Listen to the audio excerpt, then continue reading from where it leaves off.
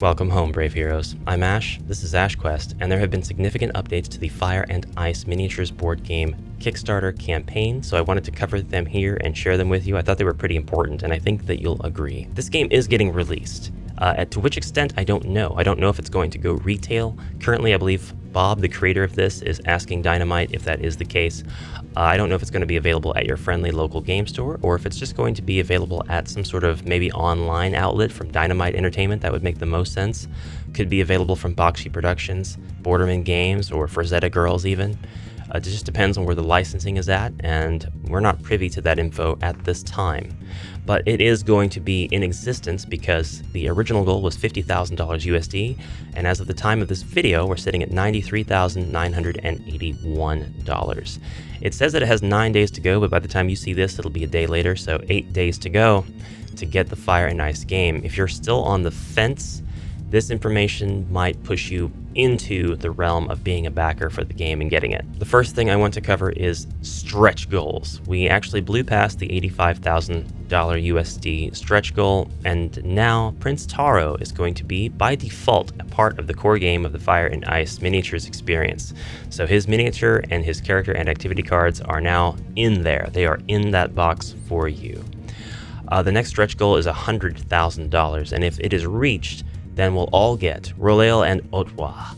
These are miniatures, character and activity cards for these characters, and we will get the Firekeep game board, a special D10 die, and a new set of game modes.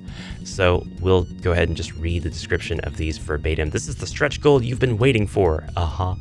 Roleil and Otwa, these beautifully sculpted miniatures represent everyone's favorite witch and her impossibly strong son. These characters come with character and activity cards that introduce a neutral faction to the game. These characters, being unaligned, can be courted to your faction's cause by visiting them in the witch's lair located on the jungle map. Roleil has powerful healing magics and terrible curses, while Otwa is both a powerhouse and a fierce and loyal defender. And then we get a preview of this highly detailed map highlighting the throne room and Princess Tigra's bedchamber in Firekeep. This map is perfect for RPG scenarios, but even more exciting as it unlocks a new game mode in the skirmish game, Firekeep. As the heroes of Firekeep, you must defend your sanctuary from the diabolical forces of Icepeak as they attempt to control the throne room or capture a valuable prisoner. And we have the preview here of the D10 that's going to come with the game. Instead of a number 1, we have Frank Frazetta's signature F, and that's really cool, but it also makes a lot of sense because usually whenever you roll a 1 on a D10, you do say some variation of F. F's in chat. We can see previews of the character, activity, cards, and that's about it for the stretch goal. I really think this stretch goal is reasonable. I think it's doable, realistic. I think we'll get it, and then these guys will be in the game. You may have noticed that there are a ton of silhouettes that were previously published, they're not here now, that were supposed to be added to this campaign, and I do believe the creators have looked at the trajectory of the total amount of money they've gotten so far, what they started at, where this is kind of going, and I think they came up with the best possible alternative to not having those miniatures as stretch goals, because you and I both know from backing Kickstarter campaigns, this would have went from 100 to maybe 110, maybe 120 for the next stretch goal, and things just would have been paced out from there higher and higher, and it's not really easy to tell what would have been realistic to reach and what would not have been realistic to reach. And I think the creators took the most realistic approach to getting all of those miniatures into your hands as a backer of the product, instead of having all of these stretch goals that are just incrementally tiered higher and higher beyond realistic expectation. They have packaged everybody who's left into an expansion, and you can get this expansion right at the outset, right away. This is the King and Queen expansion, and it delivers 12 additional miniatures for you to add to your Fire and Ice game. Each miniature comes with character and activity cards to expand their role in the Fire and Ice game. This new pack adds to both the forces of Icepeak and the heroes of Firekeep. The villainous Queen Juliana commands a dreadful direwolf and 4 subhuman envoys to terrorize the ruins, jungle, and region of fire. Standing against her is King Jarol, who leads the noble and cunning Shaitan and 4 dragon rider warriors to stave off Juliana's invading heroes. The expansion also comes with an exclusive Icepeak game board that unlocks a new game mode, the Battle of Icepeak. All this plus additional skirmish and RPG rules unlocked by these new and exciting characters. So we have here previews of all of the character and activity cards for these technically 6 new characters. I believe the subhuman envoys will play just like the regular subhumans, and the dragon riders will play the same, where you get an amount of them for the points that you spend to buy them, and then one card to represent them all. I believe that may be how it goes, but I'm not sure yet. I'm just excited that there's yet another game mode, or at least more ways to play. You can see previews of the miniatures here, at least they're 3D prototypes. Here you have the subhuman envoys, Queen Juliana, beautifully sculpted. I'm excited for the envoys. I thought they were really cool characters. I like that they seemed to be a lot smarter than the regular subhumans, and there was a distinction between them and the regular subhumans. We also see a silhouette of the dragon riders. Perhaps the image is not yet ready. Perhaps that sculpt is being tweaked. Shaitan in the dire wolf. And then King Jarol we actually do see, at least in his prototypical glory. We also see the preview of the Ice Peak game board. This is where Necron has all of his fits, all of his tantrums, right here on this throne. Wah, I'm so emo and powerful.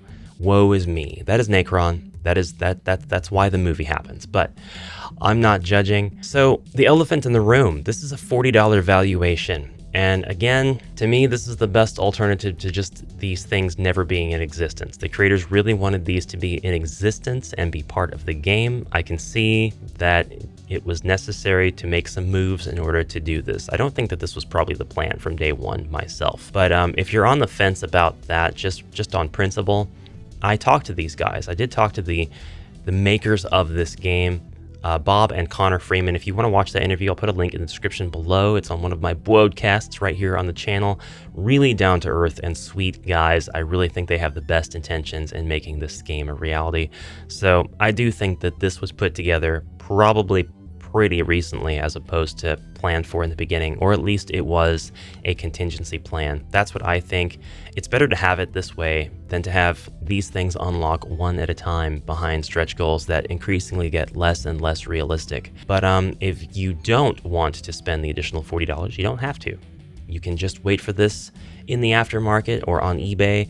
Again, I'm not sure where this is going to be released when it does become finished, or if it will have any sort of ongoing presence. So, how do you add this to your pledge? I actually went into my pledge manager and tried to change it to add this, and I didn't find it. I could not see it. I went to the comments section, and that is where I actually saw there were a couple of other people having the same problem, and Dynamite explained what you have to do. So if you want to add this expansion to your game, you just have to go and manage your pledge. So you click that nice blue button in the corner, and then you'll actually click the button to change your pledge, and you will have access to all of the different tiers. You're not going to find it anywhere in the tiers because it's not a tier. It is part of add-ons. So to get to the add-ons, you'll actually click on your pledge amount. So in this case, pledge $75. That expands my total pledge, and I get to run through here and see all of the available add-ons. So if you just had the board game and you were looking to score an extra set of 4 subhuman miniatures, you could add that to your pledge. The Fire and Ice Tigre crouching playmat. If you needed to have this princess on your desktop or under your keyboard, and because I'm certain that the neoprene will make for a great mouse pad. If you wanted to add some boxers or a shirt to your pledge, you can do that here as well. And remember, this is in partnership with Frazetta Girls, so of course the whole raison d'etre of the Frazetta Girls is the rule that if it exists, Frank Frazetta art can be put on it. So that's reflected here in these add-ons. That's why we have things like boxers and shirts in the add-ons for a miniatures game. It makes sense when you think about it that way anyways.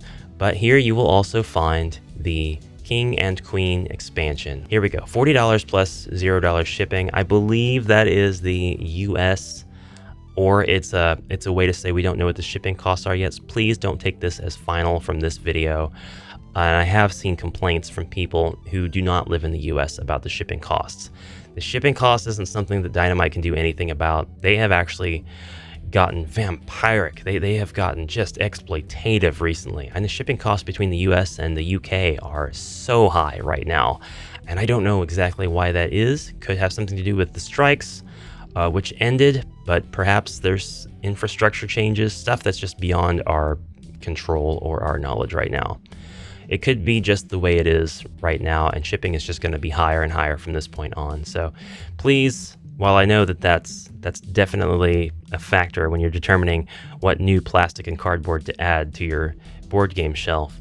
It's not something that is necessarily within their control. So hopefully people won't jump their case too much. But those are the updates. That's all of the stuff that I wanted to cover.